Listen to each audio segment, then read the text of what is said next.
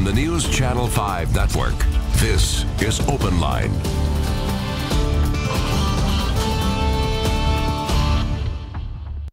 Hello, everyone. Welcome to OpenLine, our first live OpenLine in about a month. So thank you for joining us. We're talking about really one of my favorite topics, politics, state politics, and national politics. On the state level, there's plenty to discuss. A U.S. Senate race, a governor's race. Those are going to be fascinating with open seats in both of those. And then, of course, on the national side, there's an endless amount to talk about. Happy to have with us Thomas Schwartz, Vanderbilt history and political science professor. Thank you for being here once again. Always great to have you here. Thank you for having me on. So, state. Let's talk about state politics. Okay. Senator Corker saying he's not going to run, so that leaves open a U.S. Senate seat. Right. How surprising do you think it was that he said he wasn't going to run?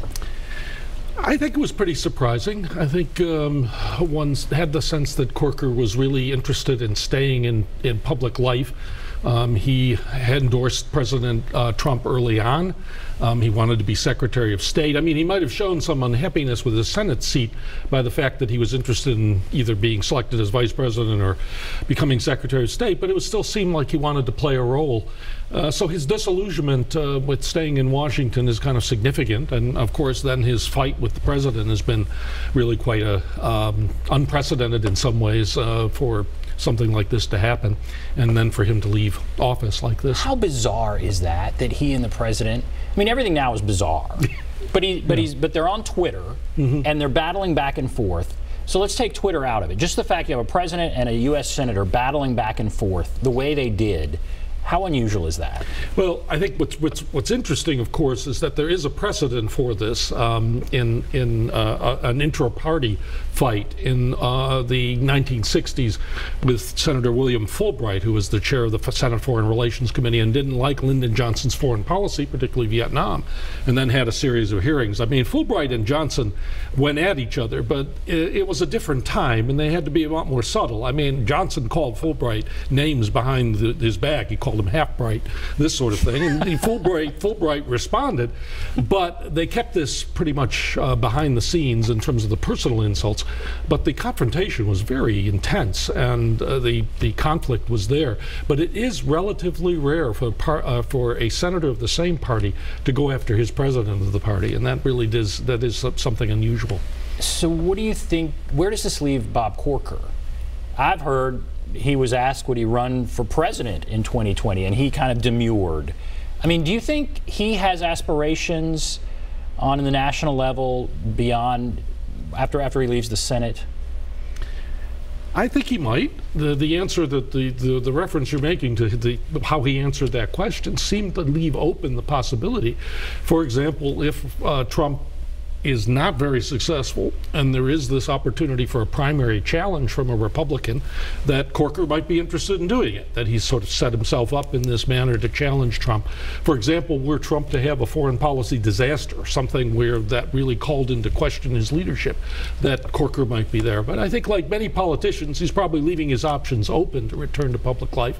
And he obviously was thinking more broadly when he was trying to become vice president with Trump. So at least there is that possibility.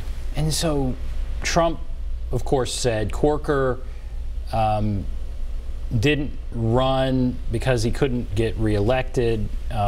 Others have said he was an incumbent senator. He might have done okay. But he's certainly now in crosshairs with President Trump. Right. In Tennessee, how damaging do you think that is? How much power does Trump have in Tennessee? He carried the state overwhelmingly. There's a lot of politicians in the state. There is a tradition of Tennessee Republicanism that's far more moderate. When I would identify it, for example, with Howard Baker, the sort of more moderate Republicanism. But Trump, obviously, he struck a chord. And he did well enough so that I think this is the case where my best guess will be that whoever succeeds Corker on the Republican line will be much closer to the president than has Corker been. So in some ways, even though I think Corker would have prevailed had he stayed in and fought, I think what's going to happen probably, and this is, of course, unless Phil Bredesen gets in on the Democratic side, Tennessee is likely to go Republican in the Senate. That's a seat that's likely to be Republican. Again, I say unless Bredesen runs, because I think he's the strongest. He would be a strong candidate against it. But I think that that Republican candidate will be a Trump supporter. Okay. And let's talk briefly, before we move on, and I'll start taking some calls, about who may be in that race in U.S. Senate. You mentioned Phil Bredesen. Yeah. So he said a while ago he was exploring the idea, which kind of surprised a lot of people. Right. But boy, that's a big deal. Yeah. He's going to have to make a decision soon. He said he would do it pretty quickly, and he's still exploring. Right. How realistic is that, do you think? Well, he would certainly immediately be the front runner on the Democratic side. He just commands that. He would command the fundraising, all of that. This has got to be a question more on his personal side. Does he want to re-enter public life in this way? Does he want to try and come back in this manner? After all, our president is the oldest president we've ever had in office at this time. 70 is the new 50, perhaps, and maybe in that sense, Bredesen might be more than happy to come back into public life and to really try and revive the Tennessee Democratic Party. The last couple of times that's been the Democrats in both the governor's and Senate races have not put up strong candidates, and so this would be certainly an opportunity.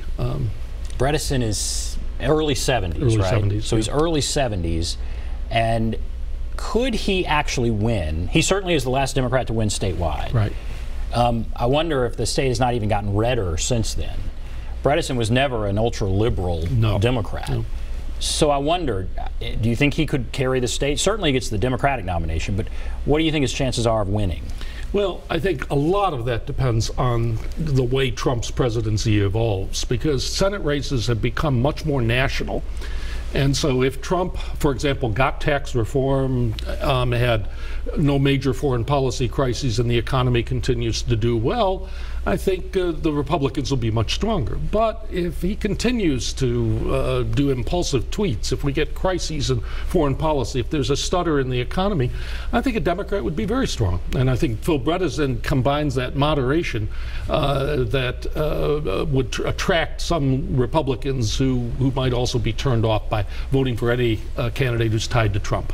I would be shocked if he didn't continue to do impulsive tweets. But the question then becomes, what about the economy and some of these other things? Yeah. No, the personal stuff may be less important if the economy and the major things like foreign policy and the economy stay smooth. Let's take a couple calls. Craig, I believe. Is it Craig? Craig, go right ahead. Hello, can you hear me? I can. Go right ahead. Oh, you said about the national level politics. I've been a strong supporter of changing the Second Amendment. Of changing the Second Amendment? Okay. Yeah, we need to amend the amendment. And I just don't appreciate all this NRA talk and all this stuff. But with the mass shootings going on, I mean, Trump needs to do something now. I mean, like yesterday. You know what I'm saying? Okay. All right, Craig. Thank you. That's an issue we're going to get to. Another mass shooting. And talk again about gun control, talk again about it's too soon to talk about gun control, you know, all of that. And I don't know if we're ever going to get anywhere on this, but I ask you, here's somebody calling up saying we need to do something. I mean, what do you think? Well, I do think the mass shootings have at least brought this issue very much into the forefront. The real challenge in gun control issue is that people who feel intensely about the Second Amendment, most of them are in support of it and keeping the right to bear arms. They feel much more intensely about that than people like the caller who actually want to change it. And that intensity is something that commands political respect. People who feel that way will vote on that issue alone in a way that people who feel more like the caller tend to not feel as intensely about that single issue.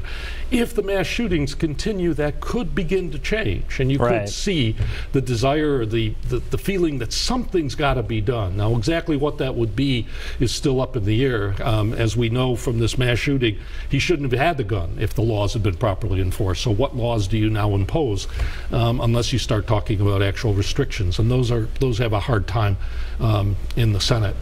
All right, why don't we take a break, and we'll come back. Brian, hold on the line. If you want to call in, there's the number, 615-737-PLUS, 615-737-7587. Take a break. Be back right after this.